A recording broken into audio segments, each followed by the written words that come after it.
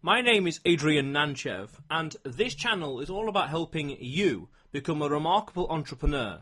So that's why I started this podcast, to find people from all over the world, whether entrepreneurs or not, to bring you their story, their experience, and who they are. Today I have with me Daria. So please, Daria, explain to the world, who are you, what's your story, and why are you doing what you're currently doing? That's a big question to answer, but let's start with who I am then. I'm Russian-Ukrainian. I grew up in Sweden, in Stockholm, where I moved when I was 7 with my mom. And then I lived there for 15 years, had my first entrepreneurial experience there. I'll come back to that. And then moved down to south of France, where I lived for 5 years and had my business. And just came back from Melbourne, where I lived last year and until June this year. And I'm back in Europe because I love to take the experience I had in Australia and apply it to the entrepreneurial community here in Europe. So that's about it. And in terms of what I do, so I run several businesses. I have a digital agency called Murashka Consulting, which means ant in Russian, therefore the name. I'm also involved in several projects as a film called What Music Do You Speak, where I'm responsible for all the marketing and social media, and so I travel a lot with that film. And I have a non-for-profit called the Language Caravan that is for language promotion, where my team of volunteers goes around Europe and they have different activities, language games and language activities to break the barriers and break the way of seeing language learning in schools and take it out in the streets and make it fun and enjoyable for every age. So that's about it. So it's a bit of everything. And yeah, I'm looking to discovering more ways to empower people. So at the moment, I'm looking to put together accountability groups, mastermind groups, and help women and men to be better together, as my TED Talk is about that. I'm really trying to see how can I put that into action. Cool. Yeah. Some pretty cool, exciting things there. So yeah. Tell me about Murashka Consulting, please. Yeah, so I had, when I moved down to France, I started a language training center for adults, and I had that 5 years with my partner. And when I was teaching and having my website and my non-for-profit, I felt that every place I contacted, which was working with social media, could not really help me because they were more into corporate, into big business. So I was looking for someone who understood entrepreneurs and smaller companies, sole traders, and I could not find that. So I decided to put everything on hold for a while and focus on social media with the experience of having had my own business for a couple of years. So what I learned from doing, basically I started to really put into practice things I learned, and I started to train people, and nowadays I'm become a social media specialist in helping small companies to align their business plan with their social media plan and organic growth. Yeah. Ah, cool. So what do most companies get wrong then with social media? Because I think that SEO is dying and social media is killing it. Oh yeah, for sure. I agree with you. I would say that what many companies get wrong is that they forget the human side of social media. So they focus too much on knowing the best techniques, knowing how to put ads on and do everything right, but they don't think about the target groups enough. So they don't know who's on the other side of the screen. So what I usually try to put in as a first priority for the companies I'm working with is understanding your target groups, which are not only the buyers, it's also your partners, collaborators, investors, and your fans. So how to really approach them better and see why they are looking on your accounts, where they are, what they need, if it's about motivation or inspiration, information, what are they after, and how can you provide that in the best way. So when you start to focus on the others, the questions like what time should I post, where should I be, and how much budget will I put, you don't need to ask yourself that because you have the answer. You know what they want. So that would be the first priority. Why do you think that's important? Because if you're only looking on your side of things, you don't have a dialogue. Social media is about having a social interaction with your audience, and if you forget about the others, if you only focus on your side, then of course the dialogue doesn't work, because you're only putting out information that you think is good, because this is what you want to share, but you don't think about the answer, so you don't create a communication between you and your audience. Yes, I'm currently writing a book actually on inbound marketing, and identifying customer personas is like the key to your business. And the way I see it is like with Sun Tzu, where he talked about if you know yourself, know who you are, what your strengths are, what your products are and prices, etc., and you know your enemy, or in this case your customer, and even your competitor, and also complementary businesses as well, then you can take lessons from them and apply it in your business. And if you know precisely who your audience is, you can create content that's tailored to them perfectly. And there's that thing called AIDA, attention, interest, desire, action. I like to say there's two more to that.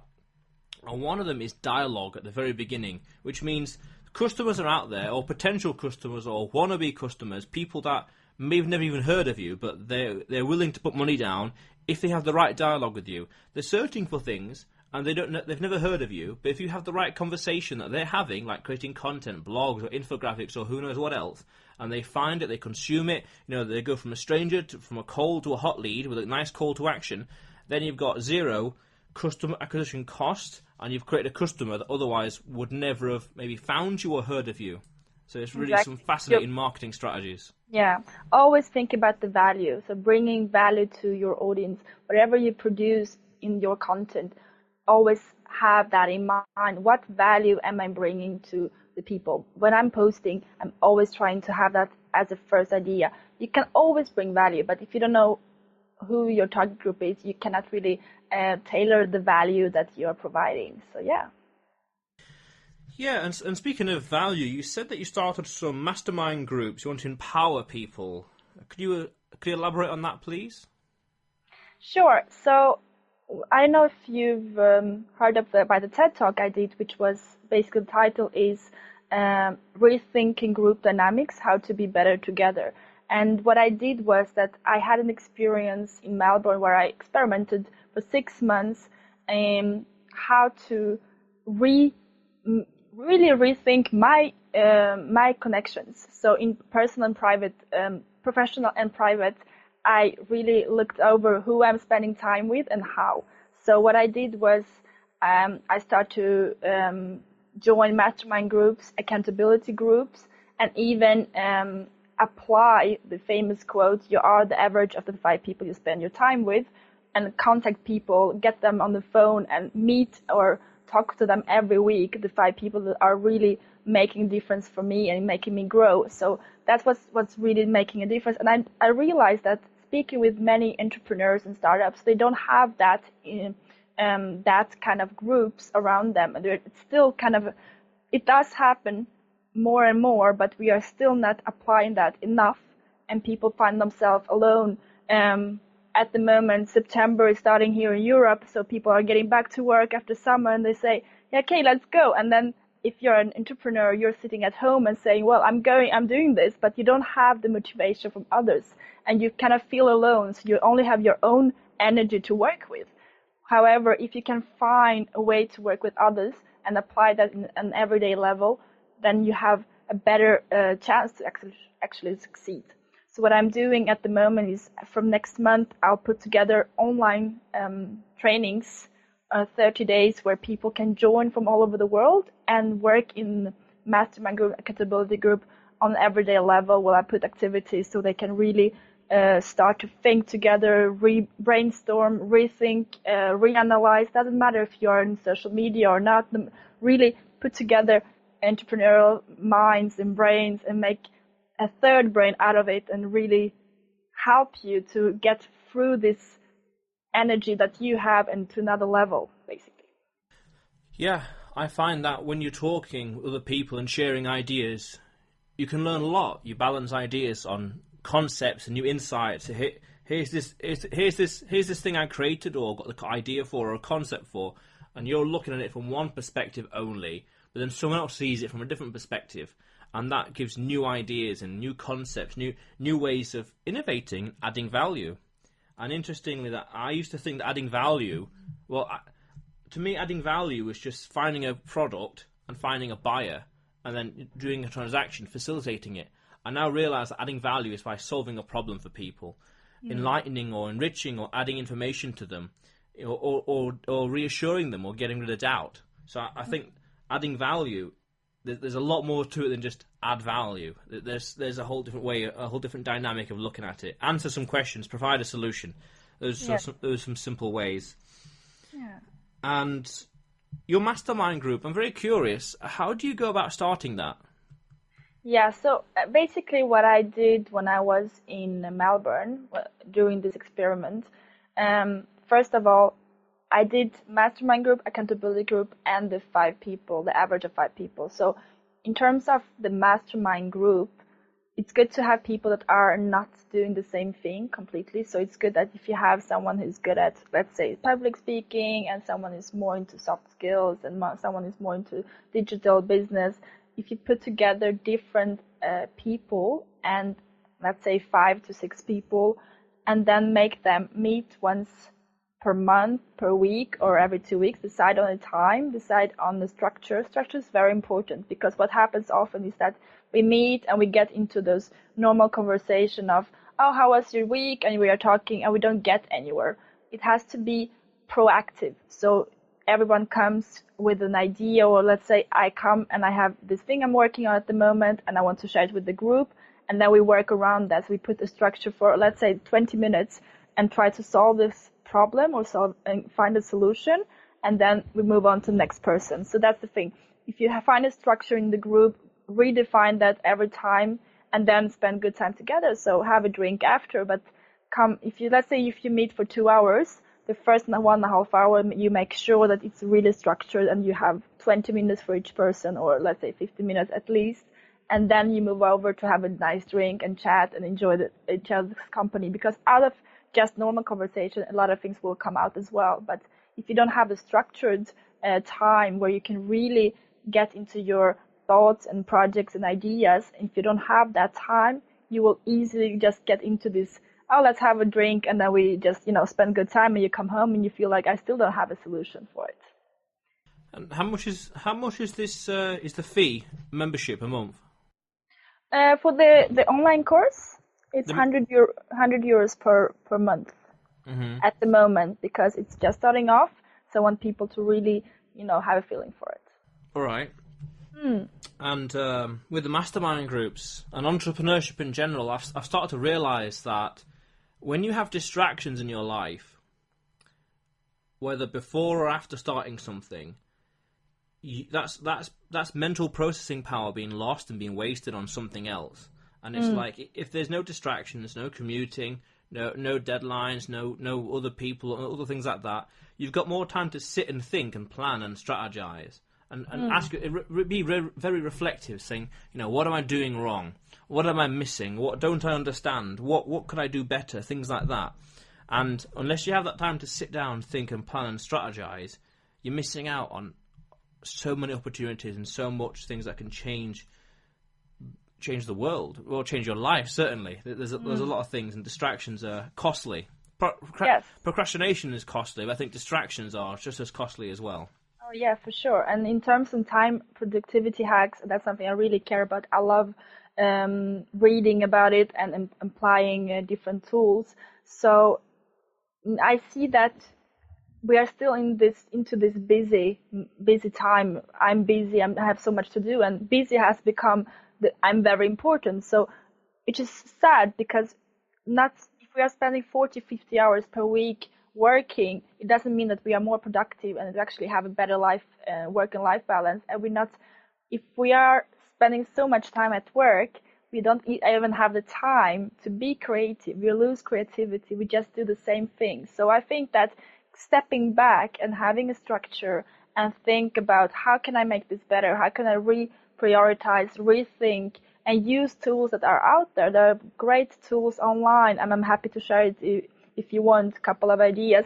You can use that in order to even spend less time working. So usually what I do, I work from, let's say, 9 o'clock in the morning until 2. That's my work time when I'm on my computer. In the afternoon from 2 to 4, I make a big pause, because in France, that's what we do. We have lunch for a long time. And then I get back, and then maybe I'll have all the meetings in the afternoon and my trainings and events and everything, which is more active. So I kind of know how I work, because I work better in the morning. I'm more awake in the morning. I found my rhythm. So I think that's the thing. If you don't take the time to reflect, who are you and how do you work better, and what makes work interesting for you, when are you the most creative, then you're losing energy and time on things that will not help you.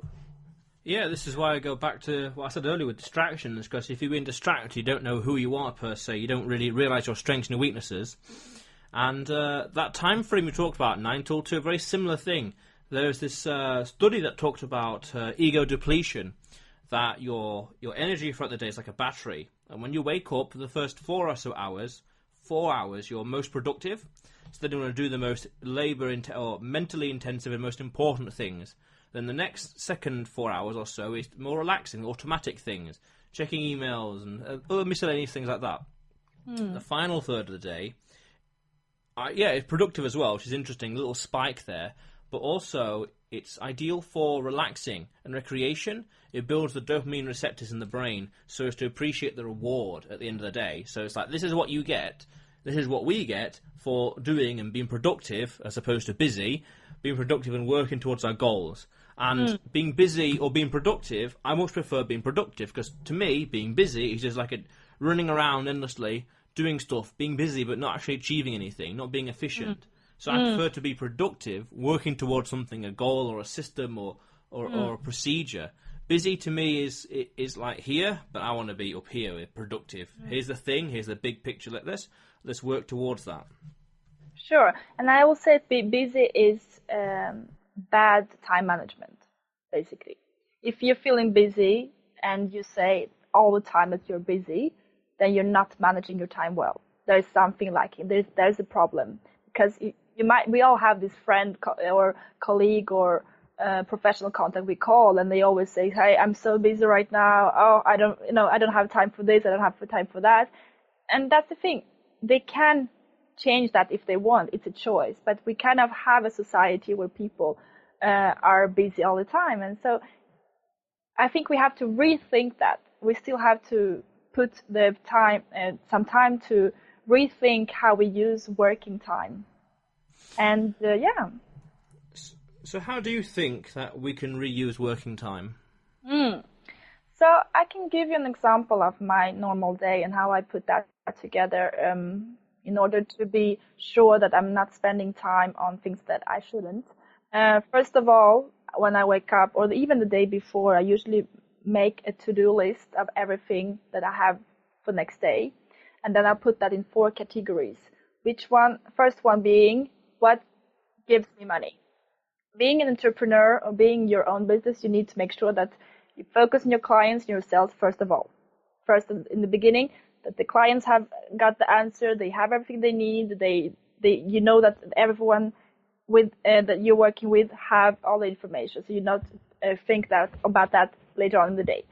Secondly, what builds your money? So all types of social media engagement, let's say interviews, podcasts, meeting people for a coffee, going to events, that kind of things, I will put that on second priority. Third priority will be administration. Everything that has to do with invoices, insurance, paying the bills, making sure that everything is in order with all the emails, that will be the third one. Fourth is everything else. And that's the fourth one you can even take away. If it's in the fourth category and you cannot put them in the first 3, then just take that away, and that can really release some time, because you're doing that because you think it's good for you, but it does not bring you money, build you money, and it's not part of the administration. So just take that away from your list. And then I put that into my Trello. So I use the Trello to organize my time, and I'll make sure to put in the board everything I will do that day. So I know what I'm starting off with in the morning, the 3 priorities. And then each task I'll work with for about 30 minutes. So meaning I use the Pomodoro technique, if you've heard of that, which is a great tool and helps many people to, I see that you have your Pomodoro here. Yes, so it helps many people that I work with that have problems with time management for social media, that to put that into a 30 minutes time frame and really work on one thing at a time and nothing else matters. Doesn't matter if your phone call, doesn't matter if you get an email, you just do this for half an hour. And then I just do that the day until 2 o'clock, and then, that's about it. It really helps me because that's my structure. That's how I know things work well. And having that done before starting off, I don't get confused in the day with all the things that can happen. And I'm not checking my emails all the time because that doesn't really matter. I have a time for that 30 minutes that I have it inbox 0 time, and I go through all my emails at once, and I don't go back to that until next day. So usually I try to really minimalize these small interactions. Same with Facebook. My Facebook messages, I take all of the Facebook messages half an hour, just answer them, and then I don't go back to them. If someone answers in between, I just wait the next day. Interesting. I seem to be quite different. I seem to be, I don't know, coincidence or what, or I'm doing something wrong, I don't know. But I seem to be a little different, quite the opposite. It's like, I've got this task to do, got this thing to do, and it's like, I can do that while doing a few other things at the same time almost. Like, I'll have a 5-minute break and I'll just check emails quickly or do something like that. I'm not as regimental as that, which is interesting. And I tried the Pomodoro technique once as well when I was writing another book about a year ago. 25 minutes, and then take a break for 5 or so minutes, take another 5 minutes. It worked, but it was just like I can get just as much done without the time. So it's like I use it, but I don't quite use it. So it's interesting. I think we're all different. For sure. This is just tools. You have to apply that and try it. It doesn't mean that what I'm saying is the best thing, but it's for people who haven't really discovered their way of working. It's good to give it a try and do different things and see what works for you. The better you know yourself, the better you will work. Another thing that I would like to add is in terms of concentration. So there are studies showing that if you, let's say you're working on something and your phone call and you have to take a phone call, it takes up to 45 minutes to get back into your task and into the same concentration that you had before. So that's why getting the notification off and switching your phone off. For instance, my business card doesn't have my phone number on because I prefer not getting distracted when I'm working and only have my phone number given to the people I'm really working with at the moment. That way I'm sure that no one will disturb me and I can really focus on the person that I'm working with at the moment. So there are things like that you can do as well. Interesting, because I heard once that it's 3 minutes, not 45 minutes. Up to 45 minutes. Oh, I see. Yeah, okay. Yeah. Sometimes when you're working on something and you're really concentrated and you get distracted, it can take up to 45 minutes to get back into the same flow. Right, I see. I remember hearing 3 minutes once years ago, and it's like 3 minutes it is then. And all tools. One thing that I do really like, however, is Parkinson's law, which talks about how a task will be completed in the allotted time given to it. So it's like if you give yourself 30 minutes to complete this, you will finish it in 30 minutes. If you give yourself 60 or 20 minutes, you'll complete it in that allotted time. So I like that because it's a self-fulfilling prophecy as well. So I use that one quite a lot.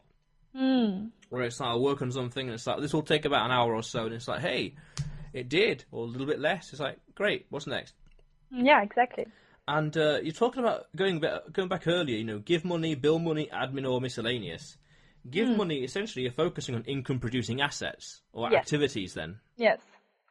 So make sure that your clients are happy, that your leads are happy, that you haven't put something on hold, that you have answered all the emails that are related to that, and that there is nothing like some invoice hanging or something that is not planned.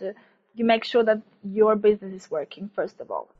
Yeah, with regards to that, making sure your clients are happy, the way I see it is, I've got a customer complaint or an order or whatever. Okay, it's like tennis. Get the ball back in their court now. Just keep them busy. Just send it back to them and be done with it, rather than all the balls in our court. Just chuck them back and done. And then it's like, hey, it's their responsibility now. I've done my part. And I remember hearing about a similar kind of strategy, a similar breakdown years ago as well, which is there's four different criteria on how to declutter your life. The most important things are the things that make money, so a laptop, for example. The second things are the things that help you live, so clothing and I say microwave, things like that. The things that keep you alive. And number 3 is things that have you a comfortable life. So conveniences. So we're talking like a washing machine, dishwasher, things like that. And everything else is trash, not needed. Interesting way of decluttering your life. Oh yeah, I'm a big fan of minimalism. As I'm traveling a lot and I've lived in many different countries, I really try to keep the minimum. Only have things that I use at the time, clothes, and make sure that if I haven't used something for 6 months, I'm just getting rid of it. I'm giving that away. So I'm not very attached to things. Same goes with books. I only have books that have made a difference in my life. Everything else I can find in the library. So really keep it simple. I like to get things. Well, I have some things that I'm attached to which aren't practical, but they're things that make me happy. But basically everything else that I'm not having and that I'm not using at the time in the 6 months, I'm just getting rid of. You can get that back. Interesting. I like that idea. 6 months and get rid of it. Yeah. And books, well, only the ones only the books that have affected your life. Interesting. The only slight flaw, come to think of it now, with the 6 months is if you have some winter clothing, you need it in January and December. You know, are you going to get rid of it in July or August, only then to need it again in next November, December, January? Well, I would say if I haven't used those clothes in the whole season, I will get rid of them. Right. And I will keep just the things that I actually used that year. So I will not, let's say if I have 5 jackets and I haven't used 3 of them, I only use 2 all the time, I'll make sure to give them away for charity. Yeah. I understand. And I'm just very curious, going back a little bit. Earlier you said you did a TEDx talk or a TED talk. Which one was it? So it's a TEDx talk that I did in Melbourne, and it actually went online yesterday, so 24 hours before this interview. Oh, that's pretty cool. So yeah. You said it was about rethinking group dynamics. Yes. Can you elaborate on that, please? Yeah, so basically, as I mentioned before, I did an experiment during 6 months where I really made sure that I looked onto my connections in my personal and private connections, personal and professional, connections, and make sure that I'm aware of how they are impacting my life and how they make me grow and how they make me dynamic or make me relax, and make sure that I'm only attracting this kind of people and spending time with them. So everyone who are time wasters, let's say, are very negative or not getting me somewhere, where I'm basically just entertaining connections because I kind of met them sometime and it's good to meet for once in a while for coffee. I made sure not to put so much energy on them and put more time with people who are inspiring me and that can make me grow as a person in terms of mastermind groups, accountability groups, and the 5 people, the average 5 people who make me better in different ways. Oh, I see. Yeah, that is very clever. Leveraging your connections, essentially, which is yes, an experiment of really making sure that I'm aware of how that impacts my life, and it made a great change. I met my editors, and I'm publishing my first book in December. I got into making a TED Talk. I met my sales coach, who's amazing, and a lot of interesting people, and even people who kind of drive me back into relaxing, because I love what I do. So sometimes I get into this entrepreneurial, creative world, but I need to relax as well. So those other friends and people that I love made me come back to nature and enjoy being together and cooking and meditating, or just making music and singing together, which is also important. So kind of finding the balance, and they are equally important. It's not only about the professional connections, even on the personal level, finding the people who make you grow, who make you happy. You say it was an experiment. Was it successful, and what was your findings? Did you manage to find the balance? Oh yes, I felt that it was like I was on the highway. It was going. I just arrived in Melbourne in December, and I put that into practice. I lived there for 6 months before traveling, before I traveled in Australia, and I felt like because I was always surrounded by people who are very interesting and inspiring, and they were doing things and they were very creative. I got into those connections, and I got into projects that were great. So I did in my time in Australia. I was there on a work and holiday visa, and we had with my partner, who's also an entrepreneur, we made more than 30 workshops and events in 1 year. We both were TEDx speakers. He was even the TEDx speaker coach at the event, and we did a lot of great stuff and had a lot of fun and really enjoyed the time there. And I'm sure that that's connected to the connections I made. It was really like finding a highway to having a good life, I would say. So I'm really using this when I'm now back in Europe. I'm getting into my mastermind groups tomorrow, and just really trying to get that into action for myself and for people that I met, that so they can use that tools as well. Yeah. So, with regards to speaking at TEDx, how do you go about doing that? I've heard they charge a certain amount of money, and is there no like minimum standard or minimum requirements you need to have on your part before they allow you on stage? They don't charge you any money to be a speaker. They charge you as if you come to TEDx events, you'll pay a ticket fee just to attend the event, but you're not paying as a speaker. No, it's completely free. I've never heard of anyone having to pay to be a TEDx speaker. So I don't know. And in terms of how to be a speaker, I would say what's important is to know that it's about the idea, it's not about you.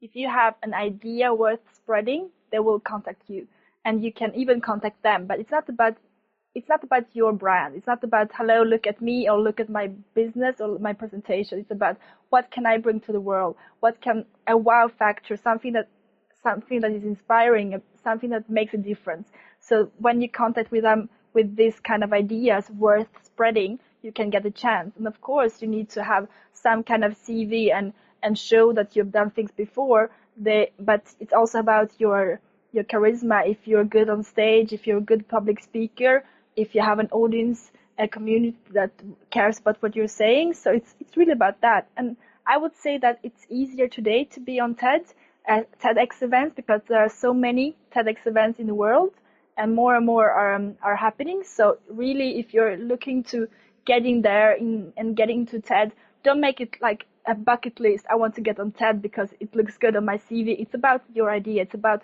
what can I make as a difference in this world. If you care about that, if you care about the idea, then you can get there. Because I've seen people contact me and saying, oh, I want to be on TED, but it's not really about having something to share. It's more about that I would like to be that. I want that to be on my CV. And I don't think that's the right reason to get on TED. Interesting. I wasn't thinking that. I was thinking more like, what idea is worth sharing? I know I've got at least one idea worth sharing, but just conceptualizing and thinking about it, like, interesting. Yeah. Which one to share? But food for thought there. And I just heard ages ago that they charge you, but clearly not then. So that's no. That's pretty cool. My partner has done 2 TED Talks, and he's involved as a TEDx speaker coach. So I've never heard of that. Yeah, but there's a big difference between TED and TEDx, though, isn't there? So the TED Talks, the TEDs are not organized in smaller locations. There's one TED event, normally the big TED event every year, and then they choose the speakers, and you have very important speakers. So I would say that if you want to get into TED, then yes, it's harder, because I think that they will contact you before you contact them. However, for TEDx, there's a bigger chance, because some TEDx events, they even have auditions, and they have open mic scenes, or you can contact them. You can fill in some kind of application online. So you have a chance. And I think it's good to not give up after first time. And really, if you think that you have something to share, contact them and contact different TEDx events and get in touch with them, really be around them and get to know what they're looking for, what theme is on at the time, because the one that I was involved with was Mind Matters. It was about mind, which was really good with the mastermind groups and everything that has to do how we can think together. If I had come up with another TED idea, it would maybe not fit with their actual theme. So that's also something to think about. Well, that's a lot of food for thought. I like that. Pretty cool. That's pretty cool. Congratulations on that. Congratulations. You are the second person on the podcast now to have had a TEDx talk. Oh, thank you. That's pretty cool. So, Daria, I'm just very curious then. What is it you're working on now, and what is next for you? So at the moment, right now, this month, I have one online training for artists. So it's Instagram for artists online and building a community for artists, which I really care about doing. So at the moment, I have artists from Argentina, Australia, Greece, France, and Brazil. And they're all working together and learning about Instagram. So I'm sending them activities to do every day, and they are learning how to really use mastermind groups and everything to work on social media as well. And next month, I'm starting an online course on personal branding for LinkedIn. And then after that, in November, the mastermind groups where people can join from all over the world and make sure that they can really get this kick in the butt if they need that, or, the good energy to get the products to another level. And on the same time, in December, I will hopefully launch and publish my book, which is on on social media for creatives, a guide how artists and creatives can use social media to build an online community. And yeah, I'm moving to Lisbon. That's a big thing. So in November, I'll be at the Web Summit. It's my first time. I'm very excited because it's a big event with 60,000 people from all over the world, and I'm happy to be involved and meet everyone and learn from others and really think together. So there's a lot of things happening, and yeah, it's exciting. Yeah, it's pretty cool. With regards to Instagram for artists, what can you tell me about using Instagram? What's some good practices? What do you recommend? What are your thoughts? So Instagram is one of my favorite platforms. I think it's great for many things, building community mostly, because what you can do on Instagram is that you can easily contact people that you don't know and really work around topics and find like-minded people and contact them by direct messages or getting involved in conversations. And so for that reason, it's really great. It's for organic growth. It's still great. Facebook is hard at the moment because of the business pages being more towards Facebook ads, and you have to pay more to be seen in a feed. So Instagram has this opportunity still that you can grow a community of people if you find a good way to do it. So if you know how to use hashtags, if you know how to use call to action and really create the conversation with your audience and bring in the value to them, then you can get great results and meet great people and get collaborations and partnerships, etc., and clients. Yeah, I think it was through Instagram that I contacted you. Yes, exactly.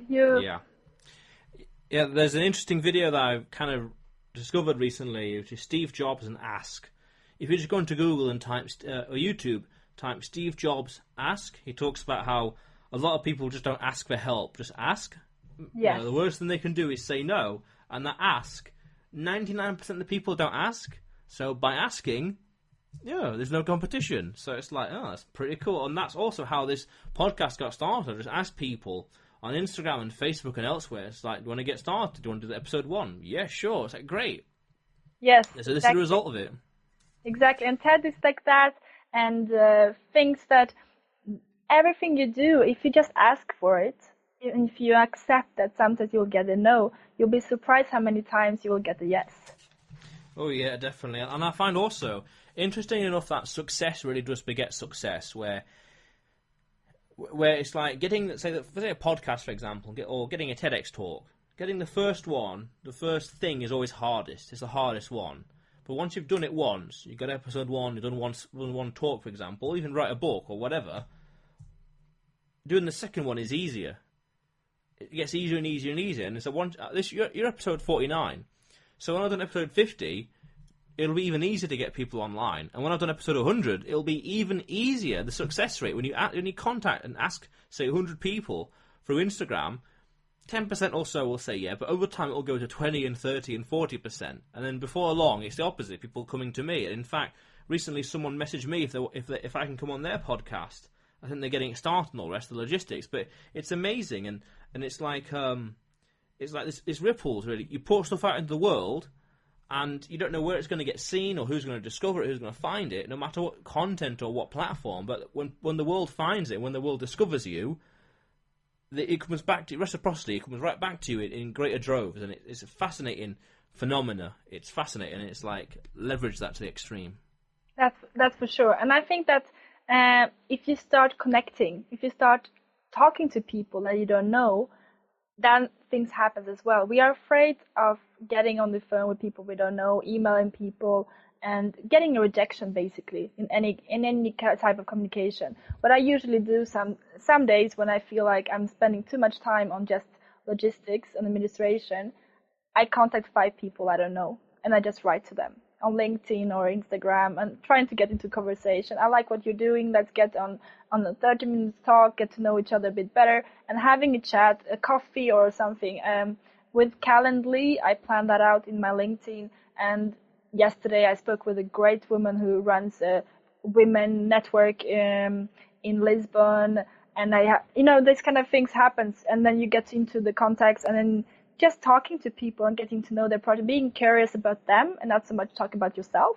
And then you learn, you're curious, and then things happen. People invite you to things, and then you get to the next step. So I think putting a priority on to connecting and not so much about making lists and planning out. It's good to have a strategy, but it's also important to get out there and meet people, or even if you cannot do that every day, but at least get in touch with people, contact them. That's so important in any industry, I'm sure. That's the beautiful thing about people and psychology, is that when you get people talking about themselves, they like you, they think you're a good listener, and it's true. So get people talking about themselves, what's their thoughts, their feelings, what their desires, what do they want, what's important to them, and they think, you're a good listener, I like you. And it's like, I didn't do anything. Exactly. I didn't do anything. That's the whole point. Yeah. Yeah, and like what you're doing and come on the show. Yeah, LinkedIn I found is a good place to just ask people as well and talk to people. Just LinkedIn advanced search, find people, say, a common university, 20 miles or 20 kilometer radius from your zip code or postcode, and you can talk to people, network with them. And it's not really what you know, it's not who you know, it's who knows you. Yeah. And right there, you do stuff, people know who you are. Yeah. Oh, your name comes up in conversations. Fascinating. Yeah. That's the ripples. You never know who someone knows. So I would say that it's important not just to look for the one that seem to have the big connections and seem to do great stuff. Always be nice to people. So no matter who speaks to you, no matter who contacts you, no matter how big or small they are, even if it's a student, an intern, or a small podcast or a small business owner, it doesn't really matter. They're all important. They're equally important. So don't dismiss people because they don't have the right label or the right brand or whatever you're looking for, because you never know who they know, and you never know what will come back to you. And if you're only looking to getting those contacts that are the top contacts like you see them, you end up being just looking into making your ego be bigger. So it's not giving back to others, not giving back and helping others. If you're not doing that, it's easy to see through, and you can, even people who have a big contact, they will see through and see that you're not really honest with your interactions. Yeah, a lot of people can see through dishonesty, and if there's a secondary motive, things like that, exactly, they can see right through it. But as we begin to wrap up this podcast, Daria, what is the best way for the audience to get in touch with you? I would say that LinkedIn is a great way to contact me. So I'm happy to share my LinkedIn account, or my Facebook page. My professional Facebook page is a good way, and I'm happy to answer. I'm happy to help out if there's people out there who would like to start their mastermind groups, or find a way to work together, or have any questions about what we covered today. They can get in touch with me. I'm here to help them. Do you not have an email at all? I do have an email, and I can give you the link to the email after the podcast, so you can. Yeah, all this will be in the show notes below. Yeah. So no worries about that. Yeah, for sure. But Daria, it was great having you on the show. Thank you for having me. Thanks a lot for coming on. And now, so ladies and gentlemen at home, if you haven't already, click on the subscribe button below and press the bell notification right next to it for the latest uploads, because this channel is all about helping you become a remarkable entrepreneur. So go out there today and do something remarkable. How cool is that?